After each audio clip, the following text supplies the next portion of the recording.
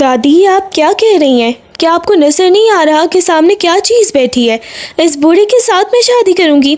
بالکل نہیں، کسی قیمت پر بھی نہیں۔ اس نے نفرت بھری نظروں سے صوفے پر انتہائی سکون اور وقار سے بیٹھے ہوئے آلیار سکندر کو دیکھا۔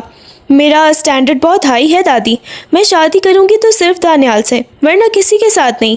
نبیہہ کے منہ سے نکلے ان تلخ اور توہین آمیز الفاظ نے کمرے کا درجہ حرارت بڑھا دیا۔ آلیار سکندر، جو اپنی زندگی کے 35 برسوں میں ہمیشہ سے عزت اور رعب کا محور رہا تھا، اسے اپنی زندگی میں آج تک اتنی شدید بے عزتی کا سامنا نہیں کرنا پڑا تھا۔ اس کا چہرہ غصے سے لال ہو چکا تھا۔ اس نے اپنی زندگی میں کبھی شادی کرنے کا نہیں سوچا تھا۔ وہ اپنی زندگی کے اصولوں میں ہی مگن تھا، مگر اپنی دادی کی درینہ دوست نبیہہ کی دادی کے اصرار پر وہ یہاں آیا تھا۔ اس بدتمیز لڑکی کی باتوں نے اس کے صبر کا پیمانہ لبریز کر دیا تھا۔ امل بی بی، جو نبیہہ کی دادی تھی، اسے یوں دیکھ کر شرمندگی سے پانی پانی ہو رہی تھی۔ انہوں نے فوراً ہی آلیار کی طرف دیکھا اور لرزتی آواز میں کہا، بیٹا آلیار، میری بات کا برا مت ماننا، یہ تھوڑی ضدی ہے۔ بچپن میں ہی ماں کا باپ کا سایہ سر سے اٹھ گیا تھا تو اس کے تایا اور چچا نے اسے ضرورت سے زیادہ ہی لاڈ دے کر بگاڑ دیا ہے۔ لیکن یقین مانو، دانیال اس کے لیے بالکل اچھا لڑکا نہیں ہے، وہ اس کے لائق نہیں ہے۔ آلیار نے گہری سانس لی اور اپنے غصے کو قابو میں کرتے ہوئے امل بی بی کے قریب ہو کر ان کے ہاتھوں کو ادب سے تھام لیا اور جھک کر ان کے ہاتھوں کا بوسہ لیا۔ اس کی آواز میں ایک ٹھہراؤ اور عزم تھا۔ دادی، آپ کو پریشان ہونے کی بالکل ضرورت نہیں ہے۔ میں نے آپ سے اور اپنی دادی سے وعدہ کیا ہے۔ اب نبیہہ میری ذمہ داری ہے۔ میں اسے اپنا نام دوں گا، اپنا وقار دوں گا۔ اسے منانا اور اسے سمجھانا میرا کام ہے۔ آپ بس مجھ پر بھروسہ رکھیں۔ آلیار وہاں سے اٹھ کر پروقار انداز میں باہر نکل گیا، جبکہ امل بی بی نم آنکھوں سے اس دروازے کو گھورتی رہیں جہاں نبیہہ خود کو قید کر چکی تھی۔ دوسری طرف کمرے میں داخل ہوتے ہی نبیہہ کا غصہ بھی ٹھنڈا نہیں ہوا تھا۔ اس نے فوراً ہی اپنا فون نکالا اور دانیال کو کال ملائی۔ ہیلو دانیال، اس کی آواز میں چنچلاہٹ تھی۔ میں نے تمہیں کتنی بار بولا ہے کہ اپنے امی ابو کو میرے گھر بھیجو، میں نے نہیں کرنی کسی اور سے شادی۔ آج بھی دادی نے ایک انتہائی بیزار کن اور ڈھلتی عمر کے آدمی کو گھر میں بلا رکھا تھا۔ میں کسی اور کا نام بھی نہیں سن سکتی۔ دوسری طرف دانیال کی آواز انتہائی ٹھنڈی اور سپاٹ تھی، جیسے اسے نبیہہ کی جذباتی کیفیت سے کوئی غرض ہی نہ ہو۔ نبیہہ، میں ایک بار بات کر چکا ہوں، میرے گھر والے اب تیار نہیں ہیں۔ انہوں نے صاف انکار کر دیا ہے، میں اب کچھ نہیں کر سکتا۔ نبیہہ کی آنکھوں میں آنسو آ گئے، اس کا لہجہ منت سماجت میں بدل گیا۔ دانیال، میں تمہاری کزن ہوں، کیا تم اتنا بھی نہیں کر سکتے؟ پلیز، مجھے تمہاری ضرورت ہے۔ دانیال ایک لمحہ خاموشی کے بعد کہا، دیکھو، اس طرح فون پر بات نہیں ہو سکتی، ہمیں ملنا ہوگا، کل صبح ملتے ہیں۔ نبیہہ کو جیسے زندگی کی کرن نظر آئی۔ ٹھیک ہے، میں آؤں گی کہاں؟ دانیال نے ایک سرد آہ بھری، میرے فلیٹ پر آ جاؤ، وہاں سکون سے بات ہو سکے گی۔ نبیہہ نے بغیر کسی ہچکچاہٹ کے حامی بھر لی، یہ جانے بغیر کہ وہ کس اندھی کھائی کی طرف قدم بڑھا رہی تھی۔ آلیار جب اپنے گھر واپس پہنچا تو اس کا دل اور دماغ دونوں ہی ایک انجانی سی جنجلاہٹ کی لپیٹ میں تھے۔ ڈرائنگ روم میں اس کی دادی صوفے پر تشریف فرما تھیں، جن کے چہرے پر پوتے کے لیے ایک فکر مند سی اداسی چھائی ہوئی تھی۔ آلیار نے قدم آگے بڑھائے اور خاموشی سے اپنی دادی کے پاس صوفے پر ہی بیٹھ گیا۔ دادی نے محبت بھری اور ذرا سی رنجیدہ نظروں سے اسے دیکھا اور نرمی سے بولی، دیکھو بیٹا، مجھے امل، نبیہہ کی دادی کا فون آیا تھا۔ وہ بہت شرمندہ تھی کہ ان کی پوتی نے تمہارے سامنے حد سے زیادہ بدتمیزی کی، لیکن بیٹا، میری بھی ایک ہی دلی خواہش ہے کہ میں اس بچی کو اس گھر کی بہو بناؤں۔ آلیار نے ہلکا سا سر اٹھایا، دادی کی جھریوں بھرے چہرے پر موجود امید کو دیکھا اور ایک پرسکون لیکن مضبوط لہجے میں کہا، دادو، آپ کو ذرا بھی پریشان ہونے کی ضرورت نہیں۔ میں نے کہہ دیا نا کہ میں اسی سے شادی کروں گا تو بس کروں گا۔ آپ اپنا دل چھوٹا مت کریں، سب ٹھیک ہو جائے گا۔ دادی نے اچانک اسے گہری نظروں سے دیکھا۔ ان کے لبوں پر ایک ہلکی سی معنی خیز مسکراہٹ ابھری اور وہ ذرا سا جھک کر بولی، اچھا، تو اتنی ضد کیوں ہے اس رشتے کے لیے؟ کیا بات ہے؟ کہیں ایسا تو نہیں کہ وہ تمہیں پسند ہے یا پھر تم اس سے محبت کرنے لگے ہو؟ دادی کا یہ اچانک سوال سن کر آلیار کے اندر جیسے ایک طوفان سا اٹھ گیا۔ اس کا چہرہ سخت ہو گیا۔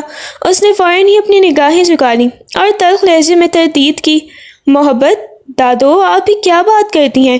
میں اس ضدی بدتمیز لڑکی سے محبت کروں گا؟ ہرگز نہیں، میں اس سے ذرا برابر بھی محبت نہیں کرتا۔ दादी ने एक तवील सांस ली।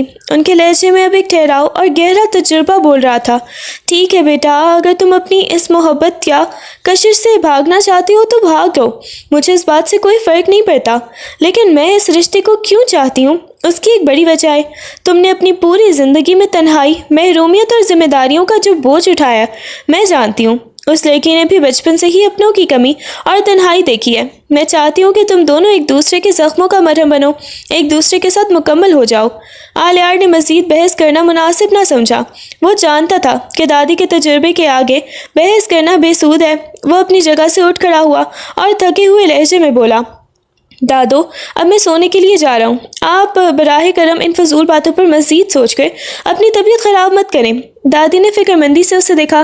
क्या बात है आलियार, तुम परेशान लग रहे हो। नहीं दादो, मैं बिल्कुल परेशान नहीं हूँ, आप आराम करें। ये कहते हुए वो पलटा और अपने कमरे की तरफ बढ़ गया। कमरे में दाखिल होते ही उसका गुस्सा एक बार फिर सर उठाने लगा। उसके अंदर एक अजीब सी बेचैनी थी, जो उस लड़की की कही हुई बातों की वजह से ही थी या फिर दादी की कही हुई सच्चाई की वजह से, वो खुद भी नहीं जानता था। उसने बिना सोचे ही अपना फ़ोन उठाया और सीधा नबीहा का नंबर मिला दिया। दूसरी तरफ जब नबीहा ने फ़ोन उठाया तो उसके लहजे में पहले से ही आग लगी हुई थी। हेलो, तुम्हें शर्म है? हया के नाम की कोई चीज़ ही नहीं। तुम इतनी जल्दी भूल गए कि मैंने तुम्हें क्या कहा था। तुम्हें पता भी है कि तुम उम्र में मुझसे पूरे 10 साल बड़े हो। मैं अभी बमुश्किल ही 25 साल की एक लड़की हूँ और तुम 35 साल के बूढ़े अंकल हो। अब तक तो तुम्हारे 2-3 बच्चे हो जाने चाहिए थे।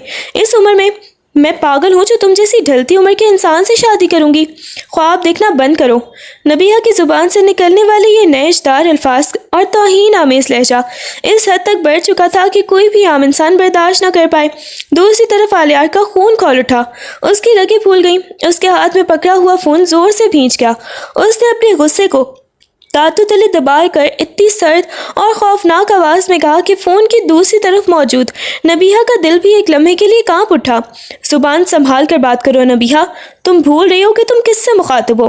तुमने मुझे बुढ़ा कहा, मेरी उम्र का मजाक उड़ाया, मेरी इज्जत पर वार किया। ठीक है, तुम जितना चाहो चीख लो, जितनी बदतमीज़ी करनी है कर लो, लेकिन अब ये बात अपने इस छोटे से दिमाग में बिठा लो कि शादी तुम करोगी तो सिर्फ और सिर्फ आलियार सिकंदर से। ये मेरा फैसला है और इस फैसले को बदलने की ताकत दुनिया की किसी ताकत में नहीं है। अब जो तुम्हारा दिल करे करके देख लो, अंजाम क्या होगा ये वक्त ही तुम्हें खुद बता देगा। फ़ोन यकायक कट गया और कमरे में एक सन्नाटा सा फैल गया। आलियार का सीना गुस्से से ऊपर नीचे हो रहा था, जबकि दूसरी तरफ नबीहा का फ़ोन हाथ से छूटकर बेड पर गिर चुका था और उसके दिल में एक अनोखा सा खौफ बैठ गया था। अगली सुबह की हल्की और सुनहरी धूप अभी घर के आंगन में पूरी तरह से फैली भी नहीं थी कि नबीहा अपने कमरे से बाहर निकली। उसने आम रवायती लिबास के बरक्स मॉडर्न जीन्स और टी शर्ट जेब तन कर रखी थी और कांधे पर हैंडबैग लटकाए वो तेजी से मेन गेट की तरफ कदम बढ़ा रही थी। ड्राइंग रूम के पास से गुजरते ही अमल बीबी की नज़र उस पर पड़ गई। वो फौरन अपनी जगह से उठी और बाहर आकर बोली, अरे नबीहा बेटी, इतनी सुबह सुबह तैयार होकर कहाँ जा रही हो? नबीहा ने ठहर कर एक सर्द और बेनियाज सी निगाह अपनी दादी पर डाली। उसके लहजे में कोई लचक नहीं थी। मैं दानियाल से मिलने जा रही हूँ दादी। अमल बीबी का चेहरा परेशानी से फक हो गया। उन्होंने फौरन ही अपना हाथ उठाकर उसे रोका। नबीहा, खुदारा होश की राखुल लो, वो लड़का मुझे शुरू से ही बिल्कुल अच्छा नहीं लगता। उसकी नीयत ठीक नहीं है। तुम इससे मिलने नहीं जाओगी, मेरा हुक्म है। नबीहा ने हकारत से अपने लब भींचे और तल्ख लहजे में बोली, आप होती कौन है मुझे रोकने वाली? मेरी ज़िंदगी है, मेरी मर्जी है, मैं जाऊंगी और हर हाल में ही जाऊंगी। उसी शोर शराबे पर घर के दूसरे अफराद भी बाहर निकल आए। उसके ताया और चचा भी वहाँ आ गए और उसे सख्ती से समझाने लगे, नबीहा तुम होश में तो हो? इस तरह घर से बेबाक निकलना और इस आवारा लड़के से मिलना हमारे ख़ानदान की इज्जत का जनाजा निकाल रहा है। तुम फ़ौरन वापस अपने कमरे में जाओगी। नबीहा का गुस्सा अब आसमान को छूने लगा था। उसकी आंखों में आंसू और बगावत एक साथ तैर रहे थे। वो दोनों ही हाथ बांधकर ताया और चचा के सामने डट गई। कम से कम दादू तो दादू की तरह सोचती हैं। आप लोग क्यों मेरे पीछे पड़ गए हैं? प्लीज़ खुदा के लिए मुझे जाने दें। इस कैद खाने में मेरा दम घुट रहा है। मैं यहाँ एक लम्हा भी मज़ीद नहीं रुक सकती। वो किसी की एक सुने बगैर ही तेज़ी से बाहर निकल गई और घर के बाहर खड़ी हुई टैक्सी में बैठ गई। कुछ ही देर में वो शहर के एक पोश इलाके में बने हुए दानियाल के फ्लैट के बाहर थी। उसने बेल दी और जब अंदर से दरवाज़ा खुला तो वो सीधा अंदर चली गई। दानियाल अभी तक नींद के खुमार शुमार में ही था। उसके बाल बिखरे हुए थे और वो सुस्ती से सोफे पर ही नीम दराज था। नबीहा मोहब्बत और अपनायत से मुस्कुराती हुई उसके करीब गई। उसने झुककर दानियाल का एक गाल छुआ, नरमी से उसके माथे पर बिखरे हुए बाल पीछे हटाए और उसकी पेशानी पर मोहब्बत से एक गहरा बोसा देकर सरगोशी की। मेरी जान, उठो, देखो मैं तुमसे मिलने के लिए कितनी सुबह सुबह चली आई हूँ। दानियाल ने नीम आंखों से उसे देखा और हल्का सा मुस्कुराकर उसे अपनी बाहों के हिसार में ले लिया। कमर के गिर्द हाथ लपेट कर वो मध्यम आवाज में बोला, कसम से नबीहा, मेरा दिल चाहता है कि तुम्हें एक लम्हे के लिए भी अपने से दूर ना करूं। नबीहा ने फख्र से उसके सीने पर हाथ रखा और लाड से बोली, हाँ तो किसने रोका है? रहने दो, किसने मना किया है? बस जल्दी से शादी करो और मुझे अपने घर लेकर चलो। मुझे अब किसी की नाराफनी और डांट की कोई परवाह नहीं है। अगर मुझे घर से भाग कर भी तुम्हारे साथ शादी करनी पड़ी ना दानियाल, तो मैं एक सेकंड भी नहीं सोचूंगी। दानियाल ने हल्का सा कहका लगाया और उसके गाल को छूते हुए बोला, इतनी मोहब्बत करती हो मुझसे? हाँ, बहुत ज़्यादा। नबीहा ने मासूमियत से गर्दन हिलाई। घर में कभी हाथ तक ना हिलाने वाली नबीहा, जो अपने लाड प्यार की वजह से कोई काम नहीं करती थी, आज दानियाल के फ्लैट के छोटे से किचन में गई। उसने खुद अपने हाथों से उसके लिए चाय बनाई और नाश्ता तैयार किया। दोनों ने हंसी मजाक में नाश्ता किया। नाश्ते के बाद दानियाल ने कहा, चलो नबीहा, आज सारा दिन हम बाहर गुजारते हैं, शॉपिंग करने चलते हैं। नबीहा खुशी से झूम उठी। पूरा दिन वो दोनों शहर के बड़े से शॉपिंग मॉल्स में घूमते रहे, शॉपिंग की और नबीहा मुसलसल दानियाल पर अपने लाड नखरे और प्यार का इजहार करती रही। शाम ढलकर रात में बदल चुकी थी। थकावट के बाद दानियाल उसे शहर के एक बहुत ही पुरतईश और सुनसान होटल के नीचे कैबिन में ले गया। नबीहा ने चारों तरफ देखकर हैरत और हल्की सी घबराहट से पूछा, दानियाल, हम इस होटल में क्यों आए हैं? इतनी रात का यहाँ क्या करना है? दानियाल ने एक पुरस्कार दिल फरेब मुस्कुराहट के साथ उसके कंधे पर हाथ रखा और नरमी से बोला, बस यार, शॉपिंग के बाद थोड़ी सी थकान हो गई है, सोचा यहाँ बैठकर कुछ सुकून के पल गुजारें और कुछ अच्छा सा पिएं। उसने वहीं बैठे बैठे एक ख़ास जूस का गिलास ऑर्डर किया, जो थोड़ी ही देर में बहरा मेज़ पर रख गया। दानियाल ने इसरार करके वो जूस नबीहा के हाथ में थमा दिया। लो, ये पियो, तुम्हारी सारी थकन मिनटों में दूर हो जाएगी। नबीहा ने बिना किसी शक के वो जूस पी ही लिया, लेकिन बमुश्किल चंद ही मिनट गुजरे थे कि उसका सर चकराने लगा। उसकी आंखों के सामने अंधेरा आ गया था, रंग बिरंगी रोशनियां घूमती हुई महसूस हुई और उसका दिमाग पूरी तरह से घूमने लगा। वो खुद को संभाल न सकी और बेहोशी के आलम में सोफे पर लड़खड़ने लगी, जबकि दानियाल के चेहरे पर एक मकरू और शैतानी मुस्कुराहट फैल गई। जूस का वो घूंट हलक से उतरते ही नबीहा की दुनिया एक चक्कर के साथ अंधेरे में ही डूब चुकी थी। होश और हवास उसका साथ छोड़ चुके थे और वो एक गहरी बेहोशी के समंदर में उतर गई थी। जब तवील तारीकी के बाद उसकी पलकें हिली और उसने बमुश्किल ही अपनी आंखें खोली तो सर में शदीद दर्द की लहर दौड़ गई। उसने खुद को एक नामालूम तारीक और अजीबोगरीब कमरे में पाया। कमरे की मध्यम रोशनी में जब उसकी नज़र दीवारों पर पड़ी तो उसकी रूह कांप उठी। वहाँ जगह जगह इंतहाई गलीज और बेहुदा किस्म की तस्वीरें आवेज़ा थीं। बाहर से ढोल की थाप, मध्यम नशीली मौसीकी और शराब के जाम टकराने की आवाज़ें साफ सुनाई दे रही थी। दिमाग के धुंधले के छुटे तो पिछले तमाम लम्हात एक एक मंजर उसकी आंखों के सामने घूम गया। दानियाल को होटल में जूस पिलाना, उसकी वो मुस्कुराहट और अब ये भयानक हकीकत। उसे समझने में एक लम्हा नहीं लगा कि उसका अपना सगा कज़न, जिसकी मोहब्बत में वो अंधी हो चुकी थी, उसे इस मखरू और गलीज दलदल में बेच कर जा चुका है। अचानक कमरे का दरवाज़ा खुला और एक भारी भरकम खौफनाक होलिये वाली औरत, कोठे की नायका या बाई, अंदर दाखिल हुई। उसने नबीहा को होश में आते देखा तो उसके चेहरे पर एक मकरू मुस्कुराहट फैल गई। उसने तंज़िया अंदाज में अपने साथ खड़ी हुई दूसरी औरतों से कहा, अरे देखो तो सही, शहजादी को होश आ गया है, जल्दी करो, इसे तैयार करो, आज तो माल बहुत ही खरा उतरा है। इतनी हसीन लड़की है कि देखते हैं बड़े बड़े सेठों और नौजवानों की राल टपक पड़ेगी, आज तो बोली आसमान को छुएगी। वो औरतें आगे बढ़ीं और नबीहा को ज़बरदस्ती पकड़ने लगीं। उनके मुंह से निकलने वाले ये बेबाक और गलीज और हवसनाक जुमले नबीहा के एहसाब चीर रहे थे। खौफ और दहशत से नबीहा का सांस रुकने लगा। वो सहम कर बेड के कोने में ही सिमट गई और कांपती हुई आवाज़ में गिड़गिड़ाने लगी, नहीं, मुझे जाने दो, खुदा के लिए मुझे यहाँ से जाने दो, मैं यहाँ नहीं रहना चाहती, मुझे छोड़ दो। लेकिन उन संग दिल औरतों पर उसकी इल्तिजा का कोई असर नहीं हुआ।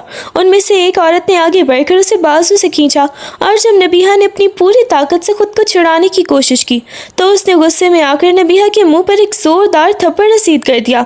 उस तमाचे की गूंज से नबीहा का चेहरा एक तरफ को हो गया और उसके नाजुक होंठ से खून की लकीर बह निकली जो सफ़ेद गालों पर वाज़ेह दिखाई देने लगी।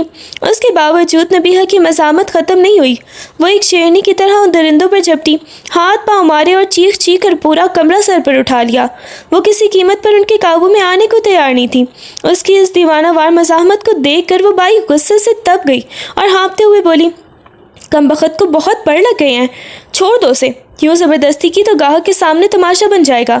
उसे इसी कमरे में बंद रखो, भूखा प्यासा छोड़ो। जब उसकी ये अकड़ और गुरूर टूट जाएगा तब देखेंगे इसका क्या करना है। वो सब हकारत से थूकती हुई कमरे से बाहर निकल गई और बाहर से भारी दरवाजे को लॉक कर दिया।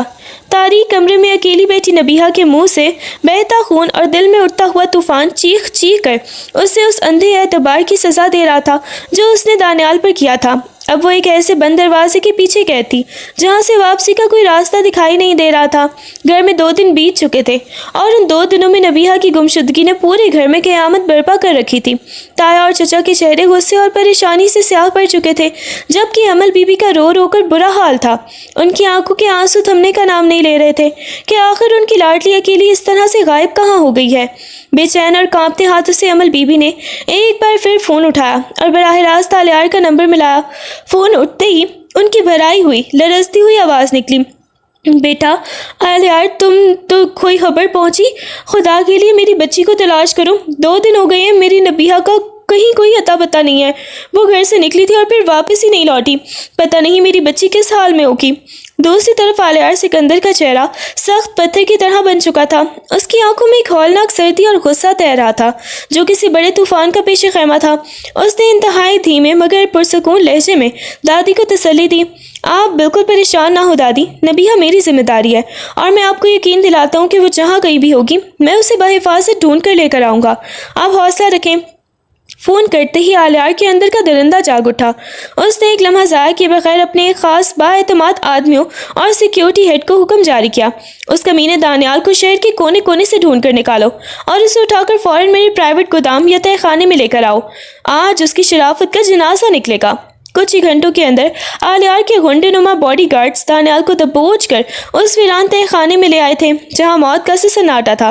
दानियाल को एक मजबूत लोहे की कुर्सी पर रस्सियों से इस कदर बुरी तरह से जकड़ दिया गया था कि वो हिलने के काबिल भी नहीं था। तय खाने के भारी दरवाजे की खिड़की से आने वाली मध्यम रोशनी में आलियार ने अपने महंगे कोट के कफ फोल्ड किए, हाथ में एक मोटी सी चमड़ी की बेल्ट पकड़ी और आहिस्ता आहिस्ता चलता हुआ दानियाल के सामने आकर खड़ा हो गया। उसकी आंखों में खूनी सुर्ख डोरे तैर रहे थे। दानियाल जो पहले ही खौफ से थर थर कांप रहा था, आलियार की हौलनाक शख्सियत को देखकर उसका रंग फक हो गया। आलियार ने बिना किसी तमहीद के एक जोरदार बेल्ट दानियाल की पीठ पर दे मारी। करंट की तरह लगने वाली उस ज़रब से दानियाल की चीख निकल गई। उसका पूरा जिस्म दर्द से तड़प उठा। आलियार ने सर्द और गरजदार आवाज़ में पूछा, बोल, कहाँ है नबीहा? कहाँ छुपा कर रखा है तूने उसे? दानियाल ने दर्द से बिलखते हुए भी दांत किचकिचाए और अकड़ दिखाने की नाकाम सी कोशिश की। वो हंसकर बोला, नहीं बताऊंगा, जहाँ भी है मेरा उससे कोई ताल्लुक नहीं, मुझे कुछ नहीं मालूम वो कहाँ है। आलियार का पारा 7वें आसमान पर पहुंच गया। उसकी रगें फूल गईं और उसने पागलों की तरह एक के बाद एक कई बेल्ट दानियाल के जिस्म पर बरसा दी। दानियाल के मुंह से खून और चीखें निकलने लगी। उसकी सारी अकड़ और बहादुरी हवा हो गई। उसकी बर्दाश्त का पैमाना मुकम्मल तौर पर टूट चुका था। जब दर्द की शिद्दत नाकाबिले बर्दाश्त हो गई तो वो फूट फूट कर रोता हुआ गिड़गिड़ाया, बस खुदा के लिए रुक जाओ, मत मारो मुझे, मैं बताता हूँ, सब सच बताता हूँ। आलियार ने बेल्ट हवा में ही रोक ली। उसका सीना तेजी से ऊपर नीचे हो रहा था। उसने हकारत से दानियाल को देखा। बोल, जल्दी बोल, वरना अगली बार बेल्ट नहीं सीधा गोली तुम्हारे सीने में उतारेगा ये आलियार सिकंदर। दानियाल हाँफते हुए सिसकियाँ लेते हुए लरजती हुई जुबान में बोला, मैंने उसे नहीं छुपाया, मैंने तो उसे लाहौर के एक कोठे पर एक गंदी मंडी में बेच दिया था। ये सुनना था कि आलियार के हाथ से बेल्ट छूटकर ज़मीन पर गिर गई। उसके पैरों तले से ज़मीन ही निकल गई। उसका दिल एक लम्हे के लिए धड़कना ही भूल गया। उसने गुस्से से कांपते हुए दानियाल का गिरेबान मुट्ठी में दबोच लिया और चिंघाड़ कर बोला, क्या कहा तूने? हरामज़ादा, तूने उसे कोठे पर बेचा है? دانیال روتے ہوئے ہکلایا۔ ہاں ہاں، اب تو وہاں تک کوئی بہت امیر سیٹ پہنچ چکا ہوگا، کسی عیاش کے بستر کی زینت بن چکی ہوگی وہ۔ اب تو وہ پاک بھی نہیں رہی ہوگی، کسی کے استعمال میں آ چکی ہوگی وہ۔ دانیال کے منہ سے نکلنے والے یہ غلیظ اور شیطانی الفاظ سن کر آلیار کا دماغ معاوف ہو گیا تھا۔ اس کے اندر غصے کا ایک ایسا ایٹم بم پھٹا کہ اس نے ایک ہی جھٹکے میں دانیال کو کر سمیت زمین پر دے مارا۔ اس کے چہرے پر پاگل پن اور جنون سوار ہو چکا تھا۔ وہ دانیال کو وہیں مردہ چھوڑنے کے قریب تھا، مگر اس وقت اس کے ذہن میں صرف ایک ہی نام گونج رہا تھا، نبیہہ۔ اس کی روح خوف سے کانپ اٹھی کہ اس کی دادی کی لاڈلی، وہ ضدی اور نادان سی لڑکی اس وقت کن درندوں کے ہتھے چڑھ چکی ہوگی۔ آلیار ایک پاگل کی طرح تہہ خانے سے باہر نکلا، اپنی گاڑی کی چابی نکالی اور بغیر ایک سیکنڈ ضائع کیے اپنی گاڑی کو لاہور کی طرف اڑا لے گیا۔ اس کے ذہن میں صرف ایک ہی جنون سوار تھا، جس بھی قیمت پر جتنی بھی لاشیں گرانی پڑے وہ اپنی نبیہہ کو ان نجس لوگوں کے چنگل سے زندہ سلامت چھین کر ہی واپس لائے گا، لاہور کی ان تنگ اور تاریک گلیوں میں جہاں انسانیت کا سودا ہوتا تھا۔ آلیار سکندر جب داخل ہوا تو اس کا وجود کسی آتش فشاں کی طرح دہک رہا تھا۔ وہ بھاگتا ہوا اس عمارت کے مرکزی ہال میں پہنچا جہاں شور و غل اور ہوسناک قہقہوں کا راج تھا۔ سامنے اسٹیج پر نبیہہ کھڑی تھی، اس کے نازک بدن پر نہایت ہی پتلا اور بیہودہ سا لباس تھا، آنکھوں میں خوف کے آنسو خشک ہو چکے تھے اور چہرہ بھی زرد پڑ چکا تھا۔ وہ کسی گڑیا کی طرح بے حس و حرکت کھڑی تھی، جبکہ ارد گرد کے درندے اس کی قیمت لگا رہے تھے۔ 1 کروڑ، ایک موٹی توند والے شخص نے للچائی ہوئی نظروں سے کہا۔ آلیار کی آنکھوں میں خون اتر آیا، اس نے ایک لمحہ ضائع نہیں کیا، اپنی جیب سے چیک بک نکالی، 2 کروڑ کی رقم لکھی اور اسٹیج کی طرف بڑھا دی۔ وہاں پہنچتے ہی اس نے اپنا سیاہ کوٹ اتارا اور نبیہہ کے نیم برہنہ جسم پر ڈال کر اسے اپنے حصار میں لے لیا۔ 2 کروڑ، آلیار کی کڑکدار آواز پورے ہال میں گونجی۔ ہال میں سناٹا چھا گیا۔ آلیار نے وہ بھاری رقم کا چیک اس بائی کے منہ پر دے مارا جس نے نبیہہ کو قید کر رکھا تھا۔ بائی کی آنکھیں پھٹی کی پھٹی رہ گئیں۔ اس سے پہلے کہ وہاں موجود گنڈے کچھ کر پاتے، آلیار کے باڈی گارڈز نے اپنی بندوقیں تان لی۔ نبیہہ جو اب تک صدمے کی کیفیت میں تھی، آلیار کی موجودگی اور اس کے کندھوں پر موجود اس کی گرم جیکٹ کی مہک محسوس کرتے ہی خود کو محفوظ سمجھنے لگی۔ اس کی ہمت نے جواب دے دیا تھا اور وہ آلیار کے سینے سے لگ کر نیم بے ہوش ہو گئی۔ نبیہہ میری بات سنو۔ آلیار نے اسے مضبوطی سے اپنی باہوں میں تھاما اور اسے اٹھا کر باہر کی جانب بھاگا۔ گاڑی میں بیٹھتے ہی اس نے نبیہہ کا سر اپنی گود میں رکھا۔ گاڑی کی مدھم روشنی میں آلیار اسے ایک ٹک دیکھنے لگا۔ اس کے چہرے کے وہ معصوم سے نقوش جنہیں وہ اپنی زندگی کا سکون بنانا چاہتا تھا، آج کسی غلیظ جگہ کی دھول سے بھرے ہوئے تھے۔ وہ لڑکی جسے وہ دنیا کی ہر خوشی دینا چاہتا تھا، آج دنیا کے بدترین مقام پر بدنام ہو رہی تھی۔ آلیار کے اندر کی تکلیف اس حد تک بڑھ گئی کہ اس کی مضبوط آنکھوں سے آنسو ٹوٹ کر گرے اور اس کی گھنی داڑھی پہ جذب ہو گئے۔ وہ اسے پکارتا رہا، اس کا نام لیتا رہا، مگر نبیہہ تو اب تک اس ہولناک خواب سے باہر ہی نہیں آ پائی تھی۔ اسے وہ لمحہ یاد آ رہا تھا جب نبیہہ نے اسے بڈھا کہا تھا، جب اس نے اسے ٹھکرایا تھا، اور آج وہی لڑکی جس کے لیے وہ اپنی جان بھی دے سکتا تھا اس کی گود میں پڑی سسکیاں لے رہی تھی۔ آلیار کا دل کٹ کر رہ گیا تھا۔ اس سے اس جگہ کا خیال ہی پاگل کیے جا رہا تھا جہاں کئی ہوس پرست مردوں کی نظریں اس کے محبوب کے وجود کو چھو رہی تھی۔ وہ اپنی محبوبہ کو ان درندوں سے تو چھڑا لایا تھا، مگر کیا وہ اس کے دل پر لگے ہوئے ان زخموں کو بھر سکے گا؟ آلیار نے نبیہہ کے بالوں کو نرمی سے سہلاتے ہوئے ایک عہد کیا، وہ اس لڑکی کو نہ صرف اس دلدل سے نکالے گا بلکہ اسے دنیا کی ہر عزت اور تحفظ دے گا، چاہے اس کے لیے اسے پوری دنیا سے ہی کیوں نہ لڑنا پڑے۔ لاہور کی خانقاہوں اور سنسان سڑکوں کو چیرتی ہوئی آلیار کی گاڑی تیزی سے اس کے پوش فلیٹ کے باہر رکی۔ وہ فوراً اترا، بے ہوش نبیہہ کو نازک انداز میں اپنی باہوں میں اٹھایا اور سیدھا لفٹ کے ذریعے اپنے فلیٹ کے اندر لے گیا۔ اس نے نبیہہ کو اپنے کمرے کے نرم و ملائم بستر پر لٹایا۔ اس کا چہرہ زرد اور پھیکا پڑ چکا تھا، ہونٹوں پر سوکھے خون کے نشان ابھی تک موجود تھے۔ آلیار نے اپنے ملازم کو بلا کر نیم گرم پانی اور فرسٹ ایڈ کا سامان منگوایا اور خود اپنے ہاتھوں سے اس کے ماتھے پر پڑی ہوئی دھول صاف کی، اس کے زخموں پر مرہم رکھا۔ کچھ ہی دیر میں نبیہہ کی پلکیں ہلیں اور اس نے آہستہ سے اپنی آنکھیں کھولیں۔ اس کی آنکھوں میں اب بھی وہی صدمہ، وحشت اور خالی پن تھا۔ وہ ایک بت کی طرح بس چھت کو گھور رہی تھی، منہ سے ایک لفظ بھی ادا نہیں ہو رہا تھا۔ آلیار نے اس کا ہاتھ اپنے ہاتھ میں لینا چاہا، مگر ایک لمحے کے تکفک کے بعد ہی وہ سیدھا سے کھڑا ہوا اور اپنے فون سے ایک خاص دوست کا وکیل کو کال ملائی۔ سنو، فوراً ایک قابل اور ذمہ دار مولوی کا بندوبست کرو اور اپنے ساتھ 2 گواہ بھی لے کر میرے فلیٹ پر پہنچو۔ اسی وقت فون بند کر کے وہ پلٹا اور واپس بستر کے قریب آ گیا۔ اس نے جھک کر نبیہا کی سحرزدہ اور خالی آنکھوں میں دیکھا۔ اس کے لہجے میں سختی اور شدت کا ایک طوفان چھپا تھا۔ نبیہا، میری طرف دیکھو، اب مزید کسی ضد کی گنجائش نہیں ہے، تم ابھی کے ابھی اسی وقت مجھ سے نکاح کرو گی۔ نبیہا نے جیسے ہی اس بات کا مطلب سمجھا، اس کے بدن میں ایک سنسنی سی دوڑ گئی۔ اس نے نفرت اور بغاوت سے بھری ہوئی نظروں سے آلیار کو دیکھا اور کپ کپاتے مگر سخت لہجے میں بولی، نکاح؟ میں تم سے ہرگز نکاح نہیں کروں گی، تم جیسے انسان سے تو مر جانا بہتر ہے۔ آلیار کا خون کھول اٹھا، اس کی رگیں تن گئی، اس نے دانت اس شدت سے پیچھے کہ اس کا جبڑا اکڑ گیا۔ اس کی برداشت کا پیمانہ اب لبریز ہو چکا تھا، رسی جل گئی تھی پر بل نہیں گیا تھا۔ اتنی ہولناک اور ذلت آمیز جگہ سے نکال کر لانے کے باوجود بھی اس لڑکی کی اکڑ میں ذرا برابر بھی کمی نہیں آئی تھی۔ آلیار نے تیش میں آ کر آگے بڑھا اور ایک ہی جھٹکے میں اپنی مضبوط ہاتھ سے نبیہا کا نازک جبڑا اپنی مٹھی میں ہی دبوچ لیا۔ اس کا چہرہ اپنی آنکھوں کے بالکل قریب تھا کہ وہ غصے سے ہی دھاڑا۔ اس کی آواز میں موت جیسی سردی اور جنون تھا۔ رسی جل چکی ہے پر تمہاری یہ اکڑ اب تک نہیں نکلی۔ تم بھول رہی ہو نبیہا، تم بھول رہی ہو کہ میں تمہیں کس نجس جگہ سے نکال کر کن درندوں کے چنگل سے کھینچ کے لایا ہوں۔ اگر ایک پل کو بھی تم نے نکاح سے انکار کیا تو خدا کی قسم میں تمہیں اس فلیٹ پر الٹا لٹکا کر تمہارے جسم کا ایک ایک ٹکڑا نوچ لوں گا۔ زبان سے ایک لفظ بھی فالتو نکالا نا تو مجھ سے زیادہ ظالم اس دنیا میں کوئی نہیں ہوگا۔ نبیہا کا سانس رک گیا، اس کی آنکھوں سے آنسو بہہ نکلے اور وہ خوف سے کانپتی ہوئی بس آلیار کے غضبناک اور وحشی روپ کو تکتی رہ گئی۔ آلیار نے زبردستی نبیہا کے ہاتھوں پر نکاح کے کاغذات پر دستخط کروائے۔ چند لمحوں میں وہ نکاح نامہ مکمل ہوا اور وہ دونوں نکاح کے بندھن میں بندھ گئے۔ یہ ایک ایسا لمحہ تھا جس میں خوشی سے زیادہ ایک عجیب سی خاموشی اور تناؤ تھا۔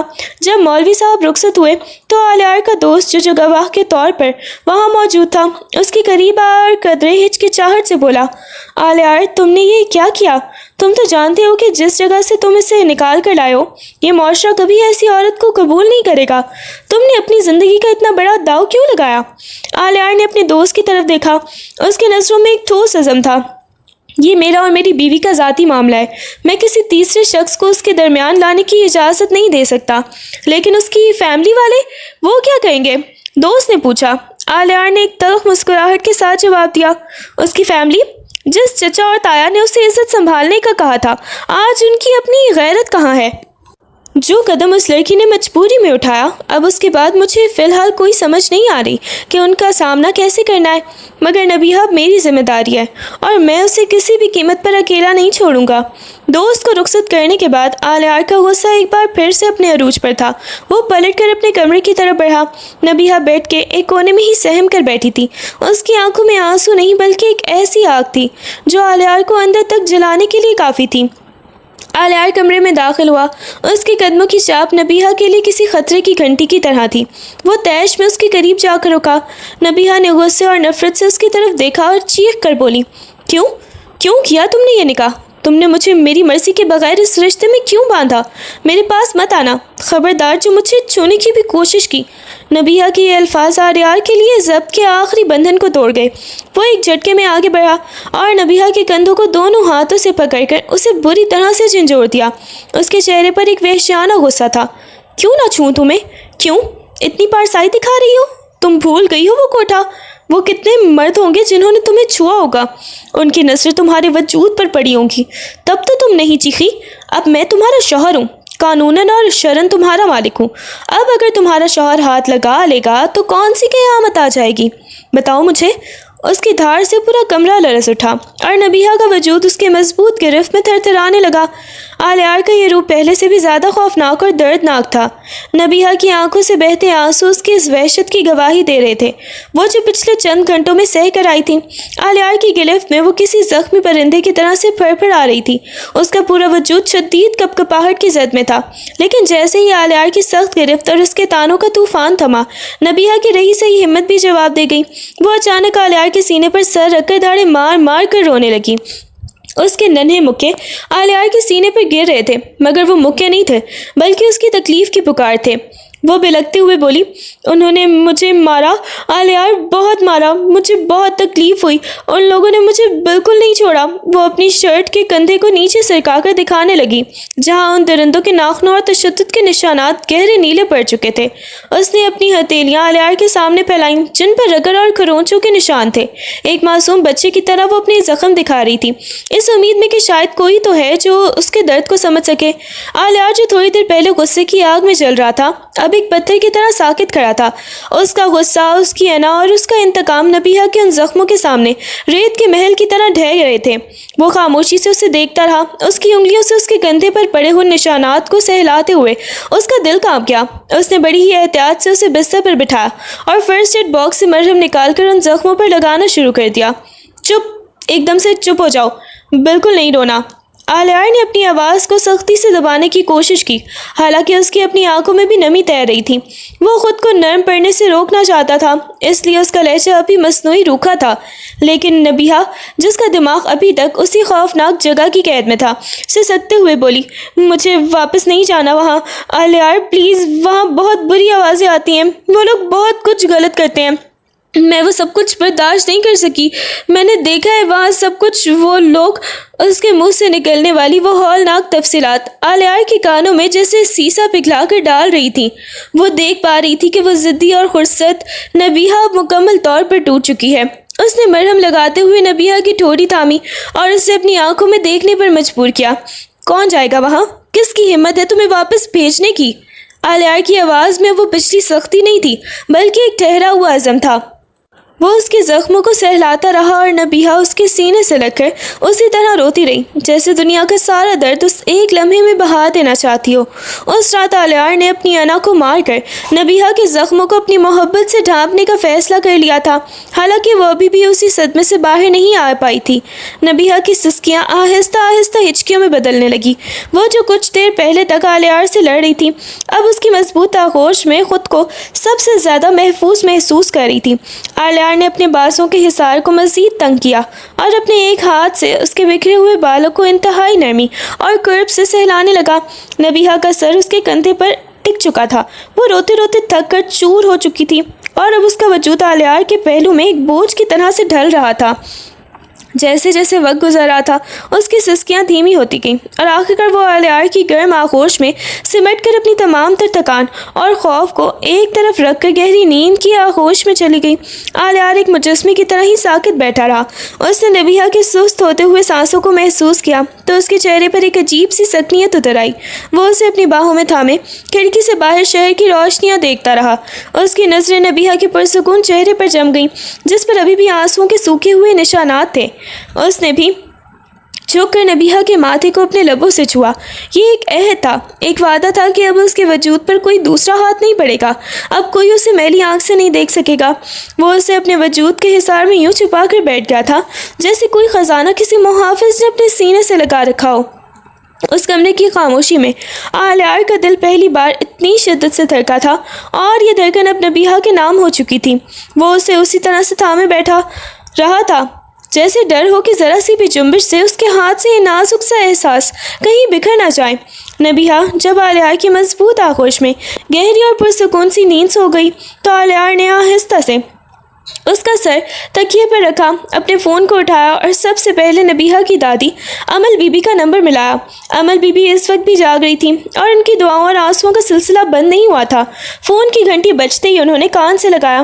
دوسری طرف سے آلیار کی ٹھہری ہوئی لیکن پورا اعتماد آواز گونجی، دادی میں آلیار بول رہا ہوں، آپ کو بتانا تھا کہ نبیہہ مجھے مل گئی ہے، وہ بالکل ٹھیک ہے اور اس وقت میرے پاس ہے، میرے فلیٹ پر۔ دادی کا دل خوشی اور حیرت سے دھڑک اٹھا، ان کی ہچکی بن گئی۔ وہ کانپتی ہوئی آواز میں بولی، میری بچی، میری نبیہہ، وہ کیسی ہے بیٹا؟ اسے جلدی لے کر گھر آؤ۔ آلیار نے نرمی سے مگر پختگی سے کہا، نہیں دادی، اب وہ میری بیوی ہے، ہم دونوں کا نکاح ہو چکا ہے، وہ اب یہیں میرے ساتھ رہے گی، آپ لوگ بالکل پریشان نہ ہو، اس کی حفاظت اب میری ذمہ داری ہے۔ دادی نے فون بند کر دیا۔ ان کے دل میں ایک طرف جہاں سکون تھا وہیں دوسری طرف حالات کی اس تیزی پر وہ دنگ ہی رہ گئی تھی۔ ادھر آلیار نے فون بند کر کے اپنے خاص آدمیوں کو سختی سے ہدایت جاری کر دی کہ دانیال کو پولیس کے حوالے کر دیا جائے، لیکن اس گھناؤنے کھیل اور کوٹھے والے واقعے کا ذکر فی الحال سیغہ راز رکھا جائے گا تاکہ کسی کے کانوں تک اس کے کانٹے دار حقیقت نہ پہنچے۔ وقت کا پہیہ آگے بڑھا، ایک ہفتہ، پھر 2 ہفتہ، اور دیکھتے ہی دیکھتے ایک پورا مہینہ گزر گیا۔ لاہور کے اس فلیٹ میں نبیہہ کا وقت کسی خوفناک خواب کی طرح سے گزر رہا تھا۔ بظاہر تو وہ آلیار کے حفاظتی حصار میں تھی، لیکن اس کے اندر کا صدمہ اور وہ بھیانک سا سایہ ابھی تک اس کے ذہن پر ہی چھایا ہوا تھا۔ وہ راتیں آج بھی اس کے لیے قیامت بن جاتی تھیں۔ اکثر آدھی رات کو جب دنیا سوئی ہوتی، نبیہہ اچانک ہی ایک ہولناک چیخ مار کر اٹھ بیٹھتی۔ اس کا پورا جسم پسینے سے شرابور ہوتا، سانسیں اکھڑی ہوتی اور وہ خوف سے کانپتے ہوئے خود کو سمیٹ لیتی۔ اس کے دماغ میں وہی تاریک کمرہ، وہ غلیظ تصویریں اور وہ درندے گھومنے لگتے۔ وہ نیم پاگلوں کی طرح سے سوچتی، وہ سب مجھے پھر سے اٹھا کر لے جائیں گے، کوئی مجھے بچا لو۔ اس کی اس دل دہلا دینے والی چیخوں پر آلیار فوراً ہی بیدار ہو جاتا۔ وہ لپک کر اس کے اپنے مضبوط آغوش میں بھر لیتا، اس کے سرد پڑتے ہاتھوں کو اپنے ہاتھوں میں لے کر سہلاتا اور دھیمی پرسکون سی آواز میں کہتا، کچھ نہیں ہوا نبیہہ، میں یہاں ہوں تمہارے پاس، سو جاؤ، تمہیں کوئی ہاتھ بھی نہیں لگا سکتا، سو جاؤ میری جان، سب ٹھیک ہے۔ وہ اسے اپنے سینے سے لگا کر اس کے بالوں میں انگلیاں پھیرتا رہتا، یہاں تک کہ وہ روتے روتے تھک کر دوبارہ سے سو جاتی۔ اس 1 مہینے کے دوران وہ دونوں لاہور میں ہی اس فلیٹ پر مقیم تھے۔ حالات بظاہر تو نارمل ہو رہے تھے، زندگی اپنے ڈھنگ پر چل رہی تھی، لیکن ان دونوں کے درمیان ایک انکہی اور خوفناک دیوار حائل تھی۔ نہ تو نبیہہ نے کبھی یہ پوچھنے کی ہمت کی کہ اس رات کوٹھے پر کیا ہوا تھا، اور نہ ہی آلیار کے اندر اتنی سکت تھی کہ وہ زبان سے یہ سوال کرے یا اس موضوع کو چھیڑے۔ دونوں کے دلوں میں ایک ہی خوف چھپا بیٹھا تھا، کہیں اس اندھیری جگہ پر اس کے ساتھ کچھ ایسا تو نہیں ہوا جو اس کی عزت کو پامال کر گیا ہو۔ آلیار دل ہی دل میں گھٹ رہا تھا، وہ نبیہہ سے بے پناہ محبت کرنے لگا تھا، اس کی ایک ایک تکلیف پر اس کا اپنا دل بھی چیر جاتا تھا، لیکن وہ اس حقیقت کا سامنا کرنے سے ڈرتا تھا کہ اگر اس کے دل میں چھپا ہوا وہ خوف سچ ثابت ہوا تو وہ اس درد کو کیسے برداشت کرے گا۔ اور نبیہہ، وہ اپنے اس صدمے میں اتنی اکیلی ہو چکی تھی کہ وہ خود سے بھی اس بات کا ذکر کرنے کی تاب نہیں رکھتی تھی۔ وہ خاموشی سے اس عذاب کو اپنے اندر لیے جا رہی تھی، اور آلیار کا مضبوط کندھا ہی اس کی اس اندھیری دنیا میں واحد سہارا بنا ہوا تھا۔ رات کا پچھلا پہر تھا جب فلیٹ کے کمرے میں پھیلی ہوئی مدھم سی روشنی میں سسپینس اور جذباتی کشمکش کا ایک نیا باب کھلنے کو تھا۔ نبیہہ، جو پچھلے 1 مہینے سے خوف، صدمے اور خاموشی کی چادر اوڑھے بیٹھی تھی، آہستہ سے اٹھ بیٹھی۔ اس کے چہرے پر وہ پرانا ضد اور غرور تو نہیں تھا، مگر اس کی جگہ اب ایک پختہ احساس، اقرار اور بے پناہ پشیمانی نے لے لی تھی۔ وہ دبے پاؤں چلتی ہوئی بستر پر بیٹھے آلیار کے پاس آئی، جو جاگ رہا تھا اور گہری سوچوں میں گم تھا۔ نبیہہ نے جھک کر اپنی بھیگی ہوئی پرنم آنکھیں سیدھا سے آلیار کی آنکھوں میں گڑھا دی۔ اس کا پورا وجود ہلکا سا کانپ رہا تھا، مگر اس کے لہجے میں اب ایک عجیب سا ٹھہراؤ اور سچی التجا تھی۔ آلیار، کیا تم مجھ سے محبت کرتے ہو؟ سچ بتاؤ، مجھ سے محبت کرتے ہو نا؟ آلیار نے بے اختیار پلکیں اٹھائیں اور بنا ایک سیکنڈ ضائع کیے گندم گو چہرے اور پرخلوص آنکھوں سے اس کی طرف دیکھتے ہوئے نفیہ انکار کی بجائے اس بات میں سر ہلا دیا۔ اس کے حلق سے بس ایک ہی دھیمی سی آواز نکلی، ہاں نبیہہ، بہت محبت کرتا ہوں تم سے۔ نبیہہ کے لبوں پر ایک ہلکی سی لرزتی ہوئی سی مسکراہٹ ابھری۔ اس کا دل چاہا کہ وہ وقت کے اس موڑ پر حساب سے بے باک کر دے۔ اس نے کپ کپاتے ہوئے لہجے میں کہا، پھر دانیال کو اس کی اس غداری کی سزا دلواؤ نا، مجھے اس شخص کا انجام دیکھنا ہے جس نے مجھے اس جہنم میں جھونکا تھا۔ آلیار نے ایک بار پھر مضبوطی سے سر ہلاتے ہوئے اسے اپنے قریب کیا اور دھیمی پرسکون سی آواز میں بولا، تم فکر مند مت ہو میری جان، میں اس گھٹیا انسان کو اس کے گناہوں کی عبرتناک سزا دلوا چکا ہوں۔ وہ قانون اور میرے اصولوں کی گرفت میں ہے، اب وہ کبھی بھی تمہاری زندگی کے قریب نہیں بھٹک سکے گا۔ یہ سنتے ہی نبیہہ کے دل کا ایک بہت بڑا بوجھ ہلکا ہو گیا۔ وہ خود کو مزید روک نہ سکی، وہ آگے بڑھی اور سسکیاں لیتے ہوئے سیدھا آلیار کے سینے سے آ لگی۔ اس کی انگلیاں آلیار کی شرٹ کے کڑے کو مضبوطی سے بھینچ چکی تھیں، وہ روتے ہوئے پگھل رہی تھی۔ تم نے جس طرح اس 1 مہینے میں میرا خیال رکھا ہے آلیار، مجھے وہ محبت، وہ تحفظ اور وہ عزت دی ہے جس کی میں کبھی حقدار بھی نہیں تھی، کیونکہ میں نے تو ہمیشہ تمہیں ٹکرایا تھا، تمہاری توہین کی تھی۔ اب میں تم سے کبھی دور نہیں جاؤں گی، قسم لو مجھ سے، چاہے تم مجھے اپنی نوکرانی بنا کر رکھو، میرا غلام بنا لو، مجھ پر جتنے ظلم چاہو کر لو، لیکن خدا کے لیے مجھے خود سے توڑنا مت، مجھے چھوڑ کر کبھی مت جانا۔ اس کے الفاظ سسکیوں میں ڈوب رہے تھے۔ اس نے جھک کر عشق اور احترام سے کانپتے ہوئے آلیار کے ہاتھ کو اپنے دونوں ہاتھوں میں تھاما اور اس کی پشت پر اپنے لب رکھ کر عقیدت سے بوسہ دیا۔ اس کے آنسو آلیار کے ہاتھ کو بھگو رہے تھے۔ وہ ہچکیاں لیتے ہوئے بولی، تم بہت اچھے ہو آلیار، دنیا میں تم جیسا شوہر اللہ تعالیٰ ہر لڑکی کو نصیب کرے۔ تم نے مجھے چھپایا، بچایا، میری زندگی سنوار دی۔ روتے روتے اس کا سر ایک بار پھر سے تھک ہار کر آلیار کے سینے پر ہی ٹکا گیا۔ اس لمحے آلیار کے دل میں وہ سوال ایک بار پھر سر اٹھانے لگا جو پچھلے 1 مہینے سے اس کے گلے میں کسی کانٹے کی طرح اٹکا ہوا تھا۔ اس کا دل چاہا کہ وہ پوچھ لے، کیا اس رات اس کوٹھے پر اس کی عزت پر کوئی آنچ تو نہیں آئی تھی؟ کیا وہ نجس لوگ اس کے قریب تو نہیں گئے تھے؟ اس کی زبان پر وہ الفاظ کئی بار آئے، اس کے ہونٹ ہلنے بھی لگے، مگر اس نے ہر بار خود کو روک لیا۔ اس کے دل نے گواہی دی تھی کہ اس کا یہ سوال نبیہہ کے نازک دل کو ہمیشہ کے لیے توڑ دے گا۔ وہ اس کے ماضی کو نہیں، اس کے حال اور اس کے مستقبل کو اپنانے آیا تھا، چاہے حقیقت کچھ بھی ہوتی۔ آلیار نے اپنے دل کی اسی الجھن کو جھٹکا اور اپنی مضبوط بازوں کا حصار نبیہہ کے گرد مزید تنگ کر دیا۔ اس نے اپنے تمام تشکک و شبہات کو، معاشرے کے دیے گئے ہر طعنے کو ہمیشہ کے لیے دفن کر دیا اور نبیہہ کو اپنی مکمل محبت اور پناہ میں لے لیا۔ اس رات اس خلوت کدے میں محبت نے انتقام، نفرت اور ماضی کے ہر تاریک سائے کو مٹا دیا تھا۔ جب صبح کی پہلی کرن نے اس فلیٹ کی کھڑکی کو چھوا تو آلیار پر یہ حقیقت کھل چکی تھی کہ اس کی نبیہہ آج بھی اتنی ہی پاکیزہ اور معصوم تھی جتنی وہ پہلے دن تھی۔ وہ صرف اور صرف اس کی تھی، مکمل طور پر روح اور جسم سے صرف اس کی۔ وقت نے پرندے کی طرح پرواز کی اور کچھ ہی ماہ بعد زندگی نے انہیں ایک نیا اور سب سے حسین تحفہ دیا تھا۔ لاہور کے اس فلیٹ کی تلخیاں اور وہ راتیں اب ایک پچھلا خواب بن چکی تھی۔ اب وہ دونوں مکہ مکرمہ کی اس مبارک فضا میں موجود تھے جہاں دنیا کا شور تھم چکا تھا، خانہ کعبہ کا سیاہ غلاف ہوا کے ہلکے جھونکوں سے ہل رہا تھا، اور اس کے عین سامنے پتھروں کے اس پرسکون صحن میں آلیار اور نبیہہ شانہ بشانہ کھڑے تھے۔ ان کے جسم احرام کے سفید کپڑوں میں ملبوس تھے اور دل دنیا کی تمام آلائشوں سے پاک ہو چکے تھے۔ نبیہہ نے اپنی تمام آنکھوں سے کعبے کے دروازے کی طرف دیکھا۔ اس کے لبوں پر دعاؤں کا ایک لرزہ سا تبصرہ تھا۔ اس نے اپنا ہاتھ آلیار کی مضبوط ہاتھ میں دیا، اپنے سر کو اس کے کندھے سے لگایا اور دل کی گہرائیوں سے دعا مانگی، یا اللہ، تو نے مجھے اندھیری کھائیوں سے نکال کر اس نور اور محبت سے ملا دیا ہے۔ اب میری زندگی کی آخری سانس تک اس شخص کو میرا مقدر رکھنا، ہمیں اس دنیا میں بھی ایک دوسرے کا ساتھ دینا اور جنت کے مکینوں میں بھی ساتھ ہی رکھنا۔ آلیار نے اپنی پلکیں اٹھا کر کعبے کے رخ پر دیکھا، پھر محبت بھری نظروں سے اپنی زندگی کی اس واحد سرمائے نبیہہ کو دیکھا تھا۔ اس کے دل سے ایک پکا عزم نکلا اور اس نے نبیہہ کے ماتھے پر محبت اور شکر گزاری کا ایک گہرا بوسہ دے دیا۔ ماضی کے تمام تر زخم بھر چکے تھے اور ان کی یہ کہانی اب عشق، صبر اور معافی کی ایک ایسی تابناک منزل پر پہنچ چکی تھی جہاں ہر طرف روشنی ہی روشنی تھی۔